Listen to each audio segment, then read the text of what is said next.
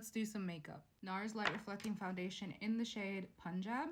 I started to use a beauty blender again. I completely stopped using them for years, and that's probably because I stopped using them in my makeup kit because they're just not very hygienic to use on clients unless you use a brand new one every single time. I tried using one on myself recently and really like the finish it gives. I absolutely make sure to clean it after every single use. I don't let it sit with like the makeup in it. I clean it before and after every single use just to make sure that there's nothing hiding in there. Rare Beauty bronzer stick in the shade Always Sunny. I just love this one. I reach for it so much more than the other one I have. I think the other one I have is Good Energy. I just feel like this undertone is perfect for me. I prefer a warm kind of bronzer shade. I use bronzer as contour because it's so much more flattering on my skin. Whenever I use like a true cool tone contour, it just does not look nice in person. It might look fine on camera and in pictures, but in person I just feel like it looks like a mess on me, so I just stick to warm shades. I use the Makeup by Mario blush in the shade Rose Crush. This is like a creamy soft pop plumping blush veil. It's a creamy blush and I feel like it has really nice color payoff. It blends in really nicely. I do go in right into the under eye with the blush and then I lay the concealer on top and it just blends in so nice. Concealer, I'm using Hourglass in the shade Sepia. This concealer just never fails me. It's so good. I find it so lightweight, creamy, easy to blend out. It's not drying. I love it. Let the concealer sit for a bit and just add a little bit of bronzer down the side of my nose and into the brow bone. Just a little bit for definition. Blending out the concealer now. If I'm using a sponge, I will use the same beauty blender for as much as possible. If I'm using brushes, I will use the same brush for as much as possible. I just feel like it helps everything blend in. If you start off with foundation, you'll still have a bit of the foundation on your beauty blender or your brush, and it just makes everything kind of like melt into each other better. After I blend out the concealer, I'll go in with the blush. Again, the same brush. I don't add any more. I just tap what's left on top of it. Setting powder is Huda Beauty Peach Pie. I am obsessed with this powder.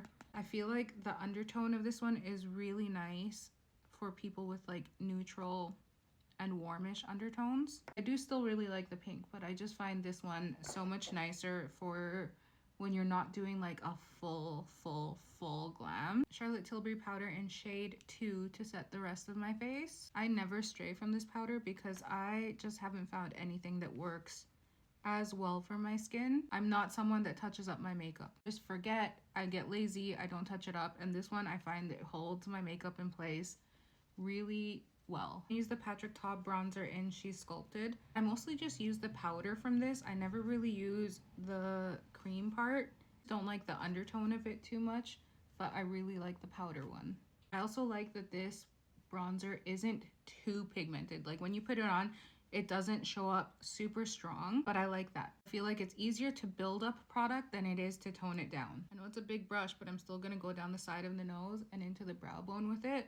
Gonna use MAC Copper Tone, even though this blush is like 20,000 years old, but I've fallen in love with it again, so I'm using it. Like, look how pretty that blush is. It literally looks like I'm flushed from like within. Using the One Size Brow Kiki in the shade Auburn. My brows are darker than my hair, and I find that using a pencil that's like, this one is not too red, I really like it. It just helps make my hair and brows more cohesive to use a pencil that has a bit of like a reddish undertone to it. I don't really do a like harsh cleanup under my brows, but I do clean up the tail just to make it more crisp. This is the NARS tinted eyeshadow base. I think it's discontinued. I'm not 100% sure. I know it used to come in like 4 different shades, and now I can only ever find one shade, which is not even this one. This one's medium.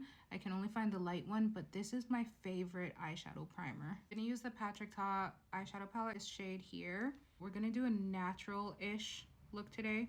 I say natural-ish because I'm not responsible for what happens from now until I finish this. As I've been saying in so many of my recent makeup videos, I have hooded eyes and I know my like go-to placement for my eyeshadows.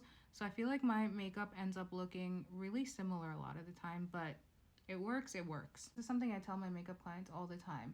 If you find something that works for you and you like it and you like how you look, stick with it. You don't have to change it all the time. But if you do want to play with makeup and experiment, go for that too. But just don't feel pressure like you have to change it just because someone said that you need to switch up your makeup. Using a smaller blending brush, this one is Morphe M506. This is one of my favorite brushes for eyeshadow, especially if you have hooded eyes. I find that it's like tiny and perfect enough for blending in the corner. I'm gonna take this darker shade here, blend that in the outer corner. Really don't want to go too crazy because I'm just going to get my nails done. Taking that first blending brush I was using and just blending everything together. A little bit of Urban Decay Cosmic Craze just on the lid here, just a little bit. Here I am saying I don't want to do too much and I add glitter. Use a gel eyeliner. This is something from Rare Beauty. One of my favorite things for hooded eyes and gel liner is I will draw a line, kind of like make a wing right to the outside of the pupil here. I will do that on the eyelid right above the lash line, how you normally would do a liner. And then for the inner corner, I'm gonna tightline. I just feel like that kind of eyeliner placement helps preserve some of the like very little eyelid space we have. I'm gonna put on lashes. You don't have to if you're going for a natural look, but I have really weak and bad natural lashes. These lashes are the Allure Royal Silk Half Lash, and they are my favorite. Always blend in your lashes with mascara. I love the YSL Lash Clash. You obviously can't see right now, but this is the only mascara that makes it look like I have something going on with my lashes when I put it on my natural lashes. Not a ton because I don't have much to work with, but it makes it look like there's something there. I'm gonna be real old school and put on some highlighter. This was one of my favorite highlighters. This is Makeup Forever Pro Light Fusion. I don't know if they make it anymore. I don't think so. Just a little bit. I'm not gonna do a full 2016 highlighter streak, but it is pretty. A little bit here and here. I don't like to go down the full length of my nose, but just a little touch. I do use a lot of powder products, so I like to use setting spray to just melt it all together. Let that dry down, and I promise it makes such a big difference. Once it's dry, I'll just go over any spots that I feel like need to be mattified again. Lip liner is Rimmel Cappuccino.